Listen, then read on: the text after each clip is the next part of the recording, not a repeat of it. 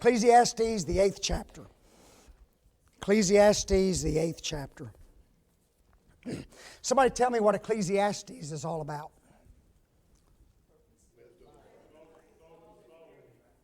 Oh, boy, I got 10,000 answers all at once. Okay? Number one, I heard the wisdom of Solomon, and that's true, isn't it? Okay? He's giving us his wisdom. This book is included in the wisdom books of the Bible. What did you say? Okay, the meaning of life.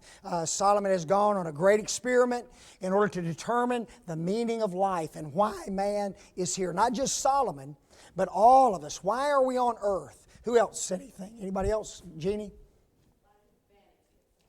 Okay, yes. We have to kind of qualify that, right? If this life is all there is and there is no God, then life is what? Vanity, empty, and worthless. And we have a lot of people today on this earth that live their life that way, right? Here's an individual who cries out, there is no God. He's living a useless life because all he's going to do is live for 60, 70, 80 years, croak, and go to the grave. If that's all there is, then life is what?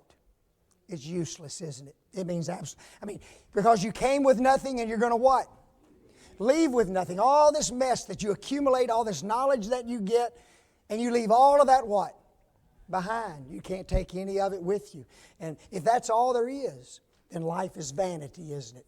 And so, what a wonderful book. And in the process of his experimentation, he learned a lot of other things, didn't he? And he includes those in this book. And because of that, sometimes Ecclesiastes is very, very difficult to outline because Solomon is going from subject to subject to subject very, very quickly. We've talked about that quite a bit. Ecclesiastes 8:17. Then I behold all the work of who? God. Has he considered the work of men in this book? He has. And he's looked at it from two perspectives, has he not? There is that sense where if there is no God and we just die, our work is what? It's vain. It's empty. But there's also a sense that God has given man work and He wants man to what?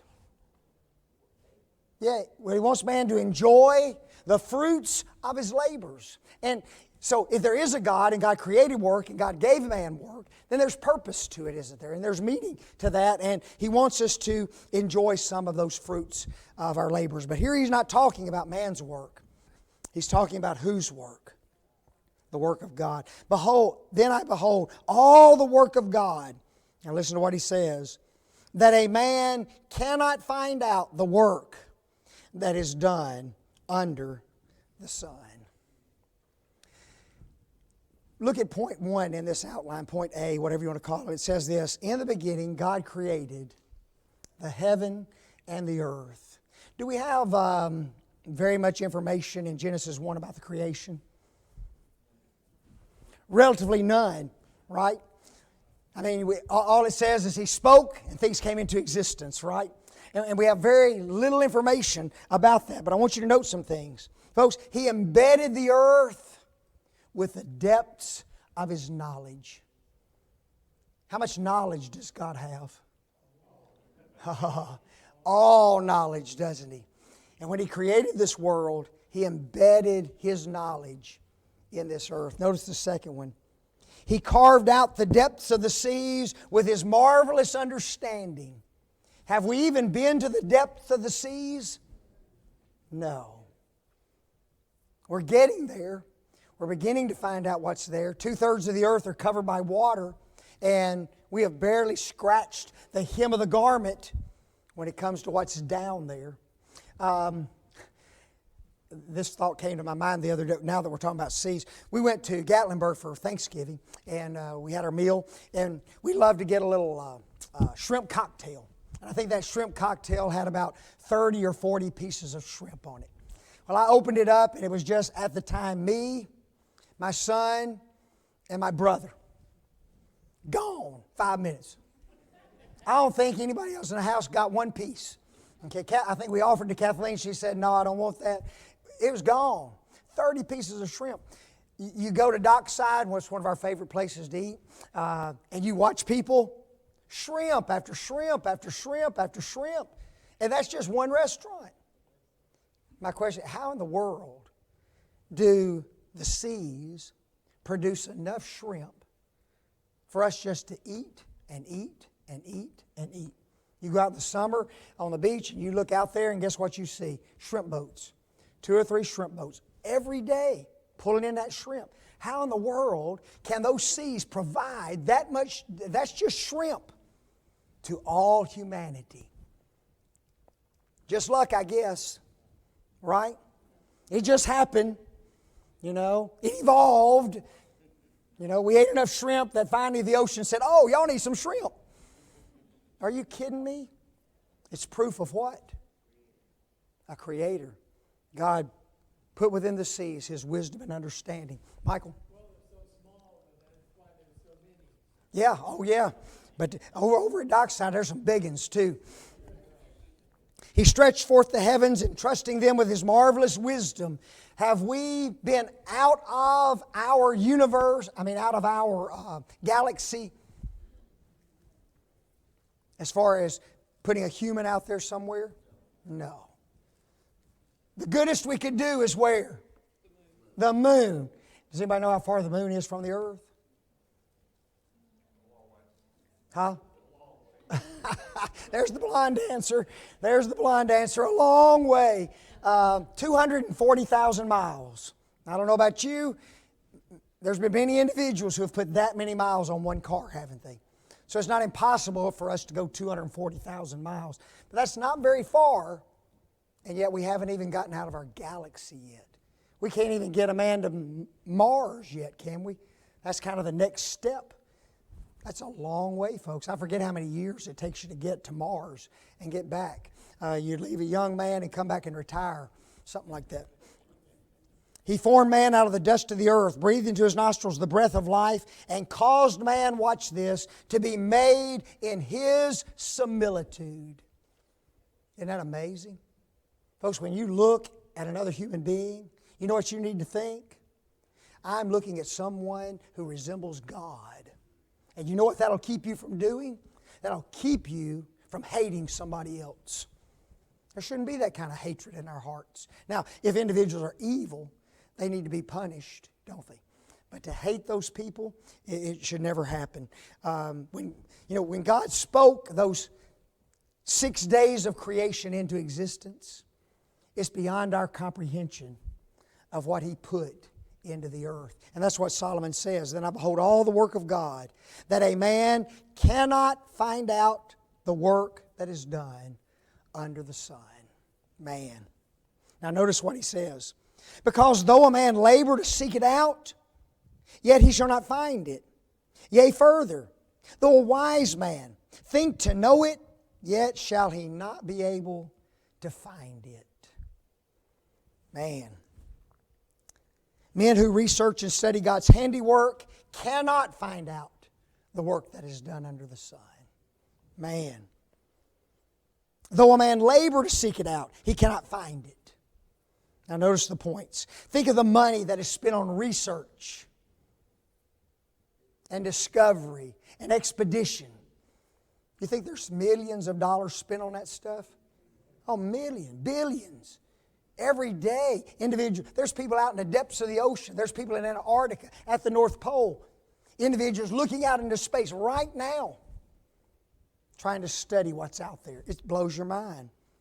Think of the number of hours teams put in trying to learn more about the secrets of the universe. It's one thing for a man to stand there for 2 or 3 hours looking into space. It's another thing for a team of 100 to be doing the same thing. Here's a man stands there for 2 hours, that's 2 hours. Now I got 100 men doing it, that's 200 hours. You see how we've increased the time of research, and yet, guess what? We're still ignorant about so many things. Think of the number of years men have put in seeking discoveries in the earth. Years. There's individuals who dedicate their entire lives, are they not? When I grew up, there was a man who explored the seas. Does anybody know who I'm thinking about? Oh, how do y'all? You see, every one of y'all must be old. Okay, yeah, Jacques Cousteau. He was huge, wasn't he? And when I saw him, I thought, man, that guy looks kind of old. You know it? He spent his whole life out there doing that. And yet, he still wondered, didn't he? There were still questions. And there's still what? Exploring the seas, aren't there? Absolutely. Still questions that are out there. Still a man has not found out all that there is out there. Though a wise man think to know it, yet shall he not be able to find it. A wise man. I don't think this now, but I used to think it. Okay? Scientists are wise men. Did you used to think that? You know, somebody walked up to you and said, I'm a scientist. I used to think, ooh, boy, you know, you're a PhD, you've gone to school for years, you're smart. I don't think that anymore after what's gone on over the last several years. But most of those guys have studied hard to become scholars, haven't they? Especially in their field. Okay? One of the things that comes to mind is there's a science called biomimicry. Out now, the scientists are trying to create things that God created in a simple fashion. We can't even come close to the complexity of God created, like wings or limbs or a brain power, computing power. Right. There's a whole science there that trying to mimic what God has made perfectly, and we can't even come close to what God. It's amazing, isn't it? You know, even as smart as we are, we still can't even get to where he is. Rodney? We also have to understand that what like artificial intelligence, it all comes from God. God made it. Yeah, well, in fact, it all comes from man, doesn't it? Whom God created. You know, if there is no man, there's no artificial intelligence. That's amazing. Okay, so, you know, we're not as smart as we think we are we? You know, it's amazing how people think they're smart. Notice their teams have done years and years of education and training in their fields. You can take some of these individuals who are called interns. Guys, some of those jokers are smart. You know that? They know their field in and out. Whether it be the oceanographer, whether it be someone studying the earth, geology, doesn't matter. Those guys are smart. How about the next one? Oftentimes, several can be called upon who are experts in their field of study, can't they? You know, you got the one who just stands out. Anybody ever watched, what's the movie? I can even see it in my mind. About the dinosaurs? Jurassic Park, there you go. One man in there was really the top dog, right? He'd written like 2 or 3 textbooks on dinosaurs and those kind of things. And there's always those men that stand out in their field, and yet they still don't know nothing. I mean, they know a little bit, but not very much. Here's what's interesting. They will often tell you that our knowledge is shallow. They are the ones who admit that there are still hundreds and hundreds of questions that need to be asked. The wiser you become, the dumber you get. You know it? When you get smarter, you got more questions. Oh yeah? You know how much there is to still know. And that's the way it is with the Bible. You get a new Christian and he starts studying the Bible, okay? And he studies hard for 3 or 4 months. And guess what he starts thinking? Woo, I'm smart. I know it all. Or if you've studied the Bible 30, 40, 50 years, guess what you know? I don't know nothing. Okay? There's still so much to research and so much to learn. Years of hard work and accumulation of mountains of knowledge recorded in encyclopedias and other books only scratch the surface of the wisdom that has been implanted by God into His creation. Unbelievable. All right, we get into chapter 9. Can you believe it? We're moving on. Chapter 9. All the brethren say amen when we move to a new chapter. They just can't hardly believe it. That's after they wake up from passing out. Ecclesiastes 9:1. He changes his subject, folks. Okay? He changes. You'd think he'd just keep on going, but no, he kind of changes his subject. For all this I considered in my heart, even to declare all this. Before we go to the notes and things, I want you to listen to what Solomon says again. For all this I considered in my heart. What have we said about this book from the start?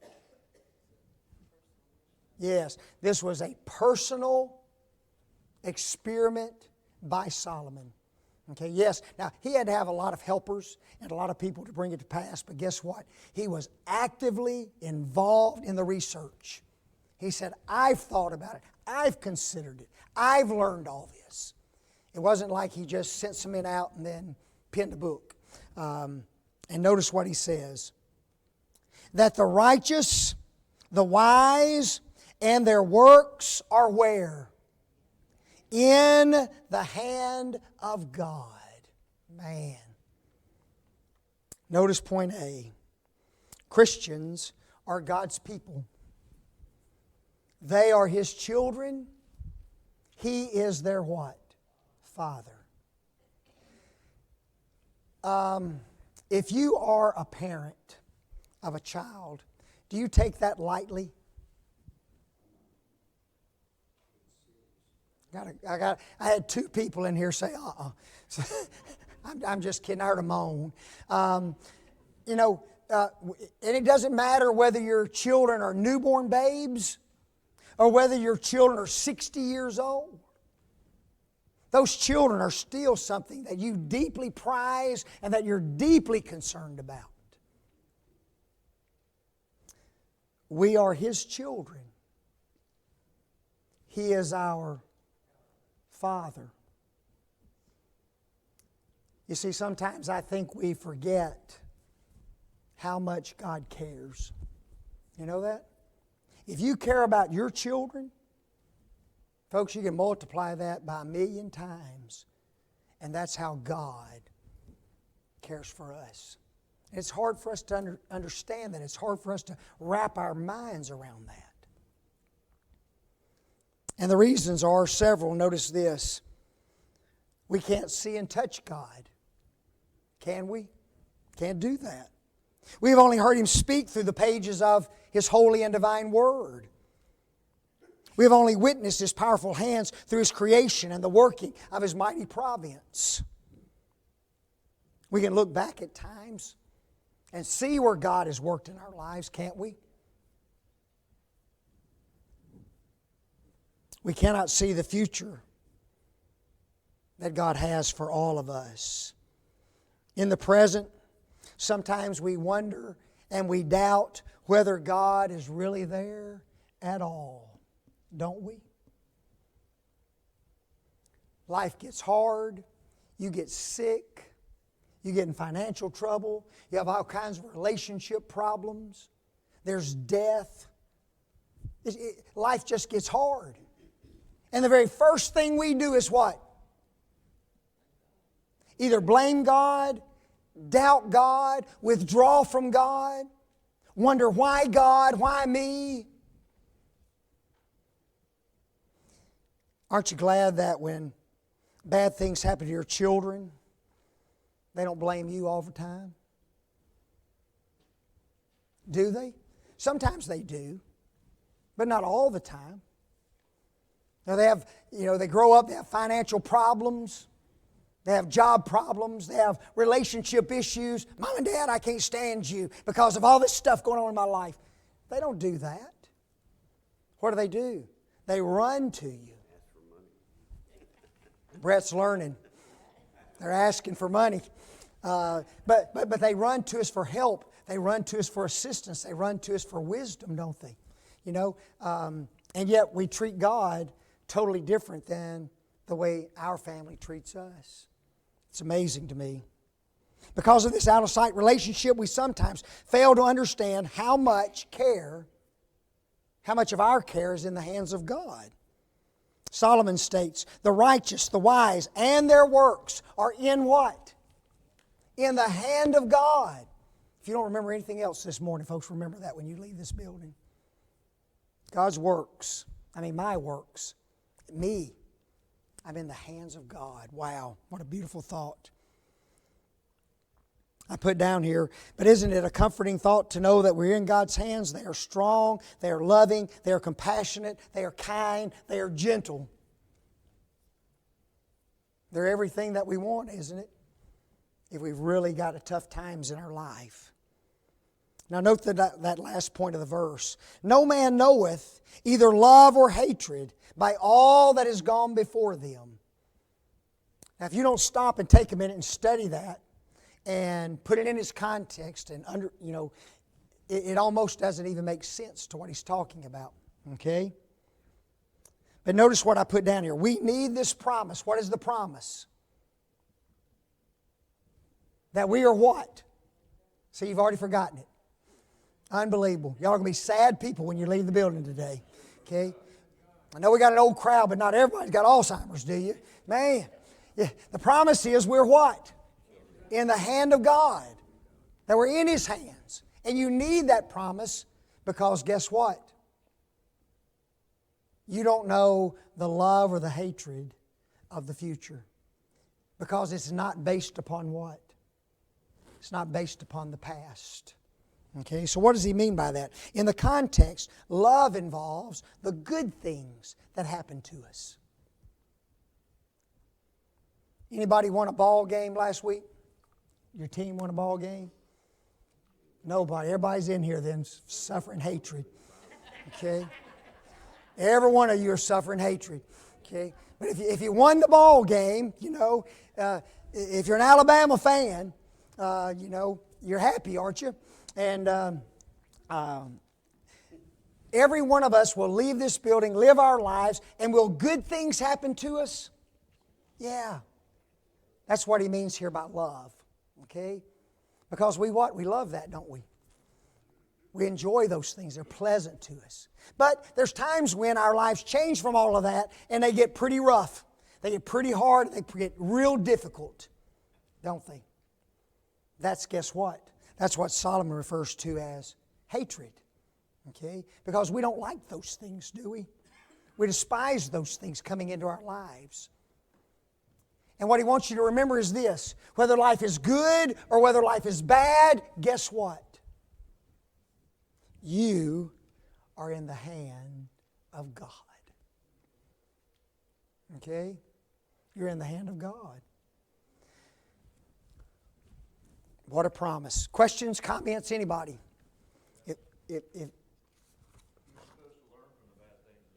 Oh, absolutely. And he talks about that in Ecclesiastes 2. There's lessons there, aren't there? And we also learn our dependence on God, don't we? If I can always do it by myself, then why do I need God? Well, God shows you can't always what? You can't always do it by yourself. You finally have to throw up your hands and say, hey, God, here it is. You got to take care of this because I sure can't.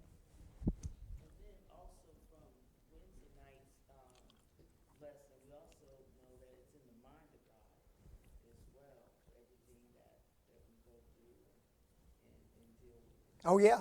He knows, doesn't he? I mean, it's not like, he knows every little thing that's going on in every one of our lives. And that's just hard to imagine. Anybody else? That's a good promise, folks. It's about as positive as you're going to get. Ecclesiastes 9:2. He comes back to a point that he's already made in this book a couple of times. All things come alike to who? To all. There's one event to the righteous. There's one event to the wicked. There's one event to the good. There's one event to the clean. And to the unclean. To him that sacrifices, to him that sacrificeth not. As is the good, so is the sinner. And he that sweareth, as he that feareth an oath. Here's what Solomon does. Solomon starts dividing men into different categories. Can we do that? And it can be done a bunch, can it? There's a lot of different ways to divide mankind one from another. And he's done 5 here. The righteous versus the who? The wicked. The clean versus the unclean. The one who sacrifices versus the one who doesn't sacrifice. The good versus the sinner. He that sweareth versus the one who fears God. Now, when you look at the divisions that he made, where is his focus? It's in the spiritual realm, is it not? That's where his focus is right now. And you can divide people in a lot of different categories. And I put down here, there are several other ways the contrast can be made. The chosen versus the rejected. See, some are chosen, some aren't. What does the Bible say? Few are chosen, but many are what? Many are rejected. Okay? There's not going to be very many chosen people in the last day. The approved versus the what? The unapproved. The moral versus the immoral. The saved versus the lost. The godly versus the ungodly. The spiritual versus the worldly. The rewarded versus the punished. Folks, we can divide man into tons of different divisions. Tons of different ways. Even in the spiritual realm we can divide them. But Solomon declares what? All things alike come to who? Come to all. Now what's interesting is this. In this verse, he doesn't tell us what those things are. But he does in the next verse. Okay? He's mentioned it before in other parts of this book. And the one thing that will come to all is what? Death. Death. It's going to come to the sinners. It's going to come to the righteous. It's going to come to those who sacrifice, who worship God. And it's come to those that don't worship God. One of these days, every one of us will what? Die. Isn't that something that we all need to take seriously? You know, yeah, Brett said unless we meet Him in the air, that's the only other, thing is that you better hope you meet Him in the air. Only the righteous will meet Him in the air, right? As far as being resurrected to be caught up with Him together. But I don't think we think about that enough. You know what? It's one of the most common realities among man, death. And it's the very one that we do everything we can do to protect ourselves against. Don't we? We don't even want to think about it. You're ready to move on to the next verse, aren't you? Who wants to think about death? The good thing about it is Solomon doesn't stop in the next verse. There is an evil among all things that are done under the sun, that there is one event unto all. See, he's not stopping yet. He's in the same process of thought, isn't he? And notice how he describes it. There is an what? An evil. I've never said that death is wonderful. That process can be horrible, can it not? There's been individuals who've experienced years of pain before that final breath was drawn. It's not a good thing. And it is our enemy because it is something that God did not want to put upon man. Okay? It was a consequence of what? It was a consequence of sin. It wasn't God's original intent for man to live and die. He wanted us to live forever. But we sinned and now death is here. He says this, yea, also, the hearts of the sons of men is full of evil, and madness is in their heart while they live. And after that, they go where? To the dead. Even the who die. Even the wicked die. Man. Notice the points. As Solomon carried out his experiment, there was one thing that was constantly impressed upon his mind. It was the fact that what? All die. The first man to die was who? Abel. Remember? Cain rose up and slew his brother, did he not? First death recorded in the pages of God's Word. Probably a very young man at that. Methuselah lived to be how long? 969 years. And guess where Methuselah is? Dead and gone. Go back and study Methuselah. He's an interesting character. If you follow the chronology, he died of the year of the flood.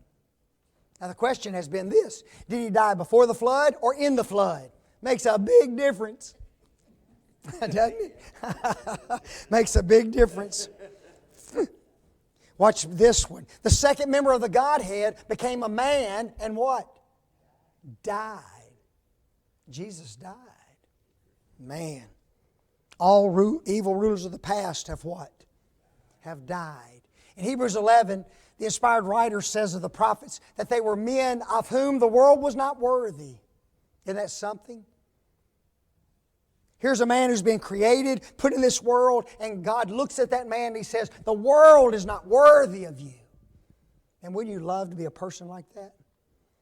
You've lived that kind of a life, that obedient of a life, that godly of a life, that God says, the world's not worthy of you. But guess where those prophets are? They're dead. There's one event that comes upon all men, and it's what? Death.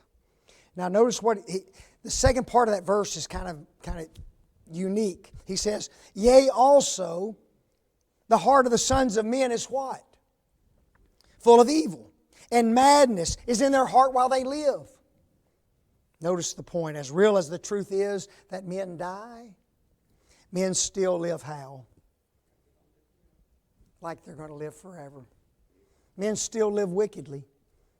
Men still live ungodly lives. Even though they're going to what? They're going to die. If we went out into our world and had a question that we're asking every human being, it was this: are you going to die? What do you think most people would say? Not today. Yeah, they might say not today. But are you going to die? Yes. Isn't that amazing? Everybody would answer yes, but nobody out there is living like they're going to what? Like they're going to die. Christians don't even do that sometimes. It's amazing. The hearts of the sons of men is full of evil. Madness is in their hearts while they live. Questions. How many in our community are really preparing for death? Not very many. How many in the entirety of the world are really preparing for death?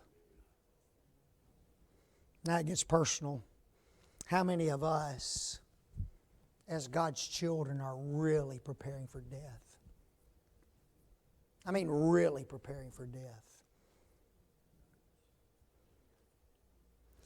Point number 4 is not in the text, but I just thought about something as I was thinking about this. What are some of the things that keep us from contemplating an event that happens every day and will ultimately happen to us? And there's a lot of reasons. Complete unbelief, right? There is no God, so why worry about what? Why worry about death if there is no God?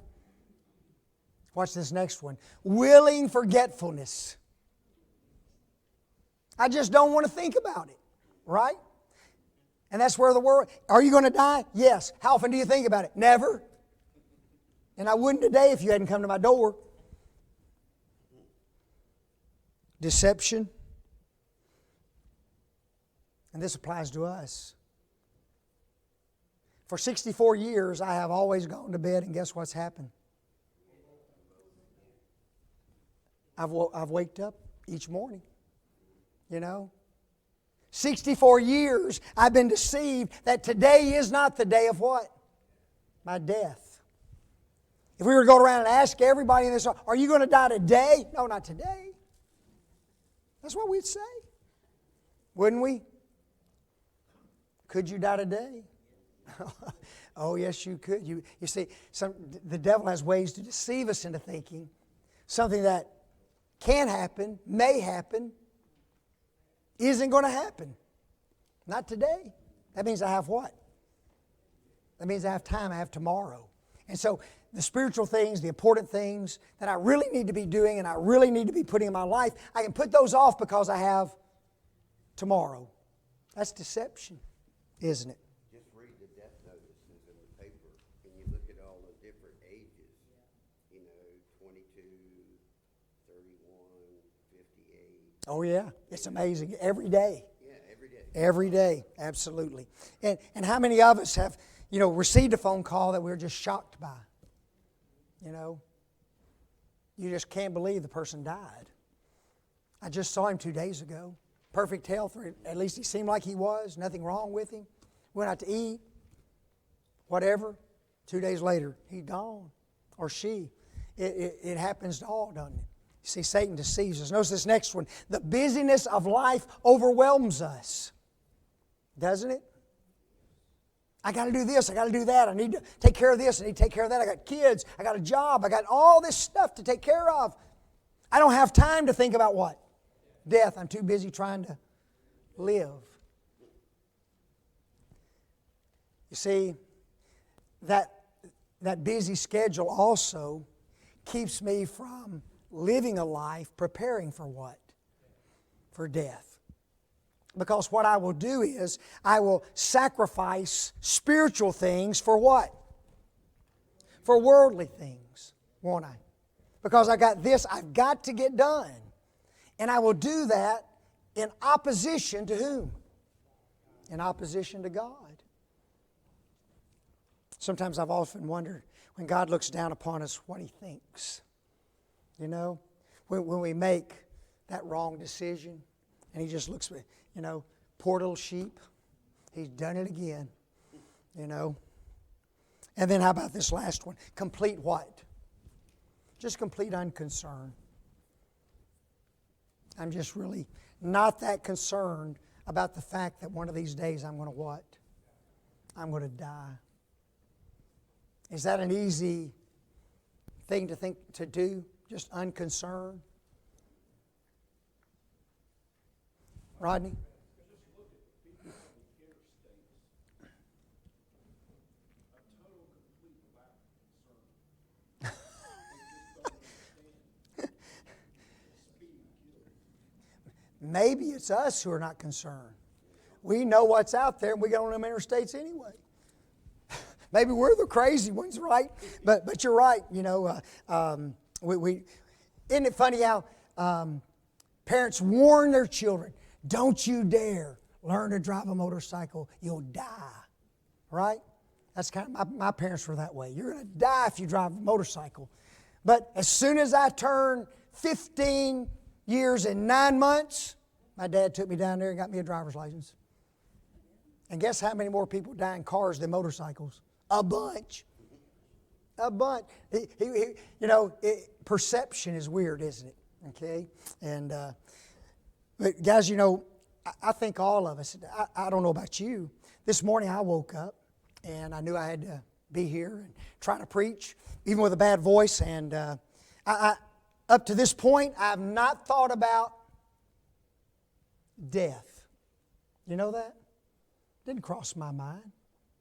I didn't wake up this morning and say, you know, I could die today. I didn't say that. Did you? Why? See, Satan will allow us to be unconcerned about it, won't he? You know, it's when we wake up and we say, you know, I need to live today like I'm going to what? Like I'm going to die. Because you see, at that point, when I die, my destiny's sealed, isn't it? And there's absolutely nothing I can do to change it. I can't go back. My destiny is sealed. Questions, comments, anybody? Y'all are quiet. And I know why. We got a lot of visitors here today, so y'all are trying to act nice. Okay? Visitors, these people here aren't this nice all the time. Okay? No, I'm just kidding. I'm going to stop right there. If we went into another verse, we couldn't get her done. So we appreciate you coming. Take a little break. And there's the bell. First one anyway.